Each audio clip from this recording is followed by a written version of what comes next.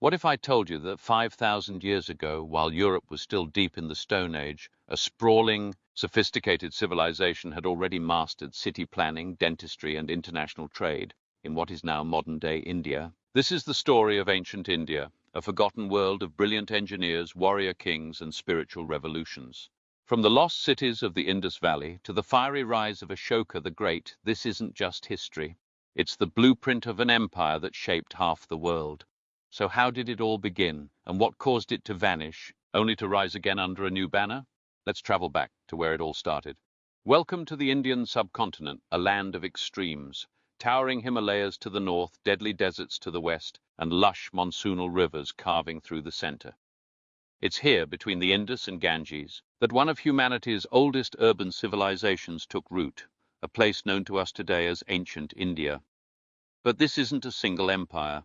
It's a series of rising and falling giants, each more sophisticated and powerful than the last.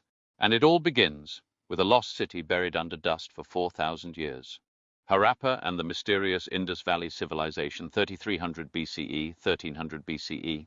No pyramids, no ziggurats, no grand statues.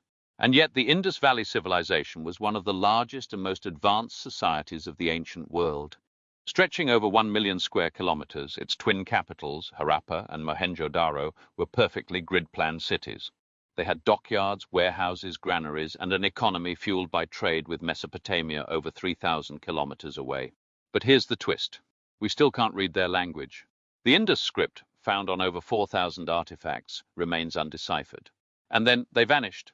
By 1300 BCE, the cities fell silent. No mass graves, no signs of war. Just disappearance. 2. The Vedic Age and rise of the warrior clans, 1500 BCE, 600 BCE. Out of the ruins came the Aryans, Indo-European tribes who swept into the subcontinent through the Khyber Pass. They brought with them the Vedas, sacred hymns that would form the foundation of Hinduism. This was not an age of cities, but of kingdoms and clans. Small states called Mahajanapadas rose and clashed across the plains, each ruled by rajas or warrior kings. Society was structured, hierarchical. The caste system took root, and the rituals of the Brahmins dominated daily life. But beneath the chanting and sacrifice, a storm was brewing. And in the east, a new kingdom was rising, one that would soon bring all of India under one banner. 4. The Maurya Empire and Ashoka the Great, 321 BCE, 232 BCE. In 321 BCE, a former royal bodyguard named Chandragupta Maurya seized power. With cunning, war elephants, and sheer force, he founded the Maurya Empire, the first empire to unify most of the Indian subcontinent. But it was his grandson Ashoka who would truly change history. After witnessing the slaughter of over 100,000 people during the conquest of Kalinga, Ashoka underwent a spiritual transformation. Buddhism shattered traditional norms. It preached equality, compassion, and a middle path, and it spread like wildfire. Across India, monasteries, meditation halls, and philosophical debates began to flourish. He renounced violence, adopted Buddhism, and began to rule not with fear, but with compassion. He built hospitals, roads, and rest houses. He sent Buddhist missionaries as far as Sri Lanka, Southeast Asia, and even Greece. His edicts, carved in stone and still standing today, declared, "All men are my children." No ruler in ancient history embraced such radical moral governance on such a vast scale. 4. Optional side note, the Ashoka Chakra.